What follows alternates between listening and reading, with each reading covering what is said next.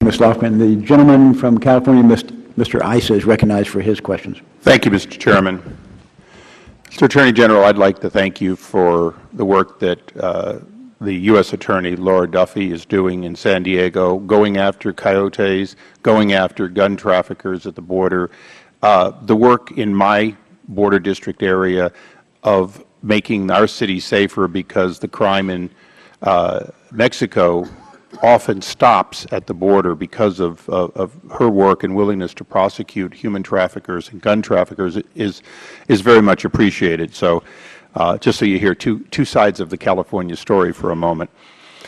Mr. Attorney General,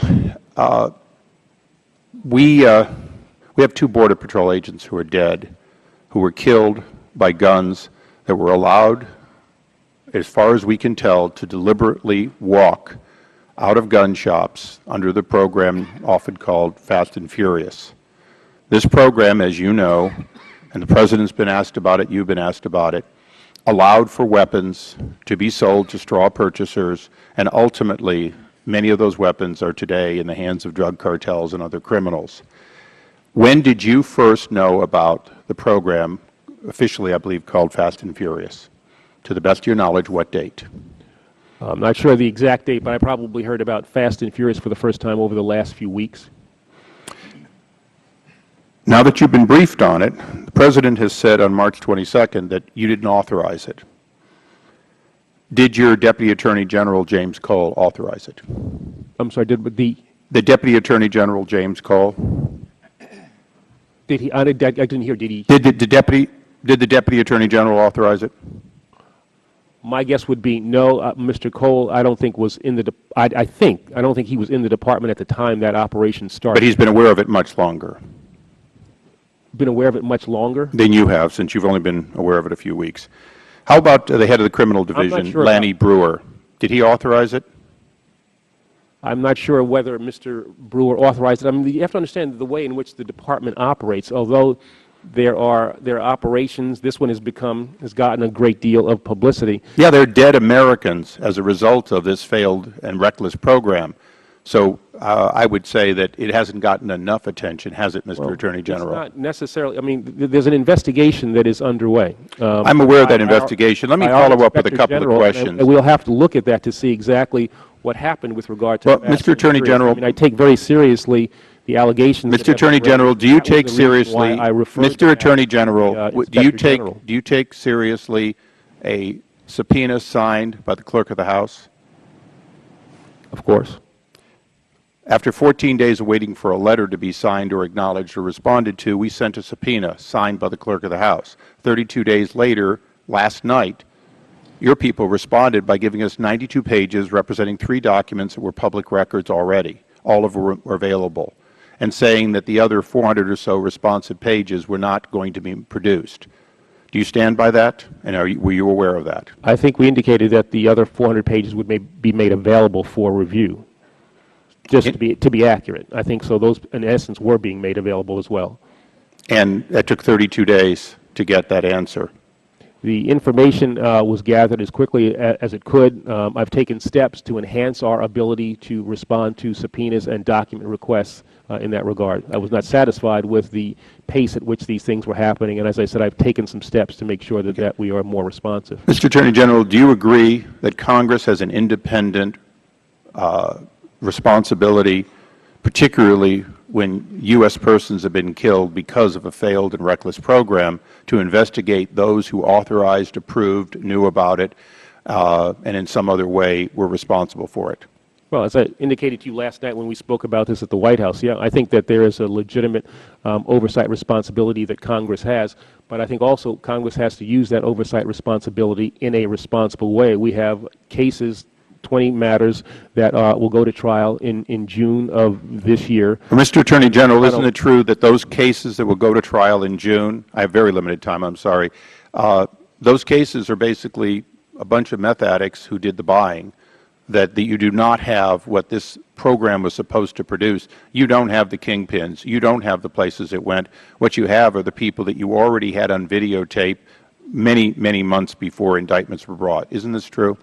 There are cases that are important that we are trying to bring, that we want to try successfully, and they are part of a scheme. They are part of a scheme. You can't look at a case and it's as an individual matter and think it is unimportant, because small cases lead to larger ones, and that's why it is important. I'd ask unanimous consent for an additional 30 That's seconds. why these cases are important, and that is why we... Without objection, the gentleman is recognized for an additional 30 seconds. Mr. Attorney General, my final question, though, is from what you're saying about a scheme and so on, do you stand by this program? In other words, and it's not a hypothetical, really, if you knew this program, knew about this program 90 days ago, 180 days ago, would you have allowed it to continue? And if not, then what are you going to do about the people who did know and allowed it to continue? Well, what I have told people at the Department of Justice is that under no circumstances in any case that any investigation that we bring should guns be allowed to be distributed in an uncontrolled manner. So that would be consistent with the March 9th letter from Deputy Attorney General James Cole, in which he said that we should not design or conduct undercover operations which include guns crossing the border. If we have knowledge that guns are about to cross the border, we must take immediate action to stop the firearms from crossing the border, and so on. That's your policy today. That is our policy. That has certainly been the policy that I've tried to impose. And isn't Fast and Furious inconsistent with that policy? Well, that's one of the questions that we'll have to see, whether or not Fast and Furious was conducted in a way that's consistent with what Jim wrote there, what I have said today, and that's what the Inspector General is in fact looking at. And will you agree to work with both this committee, of course, and the other committees investigating this as to, we're not looking at the straw buyers, Mr. Attorney General, we're looking at you. Straw purchasers, we're looking at you. We're looking at your key people who knew or should have known about this, and whether or not your judgment was consistent with good practices, and whether or not instead the Justice Department is basically guilty of allowing weapons to kill Americans and Mexicans. So will you agree to cooperate with that investigation both on the House and Senate side? We'll certainly cooperate with all the investigations, but I'm going to take great exception to what you just said. The notion that somehow or other this Justice Department is responsible for those deaths that you mentioned, that assertion is offensive. And I want to tell you that but what if it's accurate, it is the Mr. Attorney policy of General? the Justice Department to make sure that we do all that we can to protect law enforcement agents. It is one of the reasons why I have tried to look at a whole variety of methods, techniques that we can use to protect the lives of law enforcement agents. It is something that this country is not focused enough on. Over the last 2 years, the rate at which our people in law enforcement have been killed has risen about 70%. So what am I going to tell Agent Terry's mother about how he died at the hand of a gun that was videotaped as it was sold to a straw purchaser, fully expecting it to end up in the hands of drug cartels? Well, one will have to see exactly what happened with regard to the guns that are at issue there. And I've attended funerals, This is something that, this isn't theoretical, this is not political, this is extremely real for me as Attorney General. It is for us, too. The eyes. I thank the Chairman. The gentleman's time has expired. No, I've had to look into the eyes of widows, of mothers who have lost sons. I have felt their pain. And the notion that somehow, some way, we are less than vigilant, less than strong in our determination to keep the people who put their lives on the line every day to protect the American people, that we're not doing all that we can to protect them, is inconsistent with the facts, inconsistent with the people who serve in the Department of Justice. Thank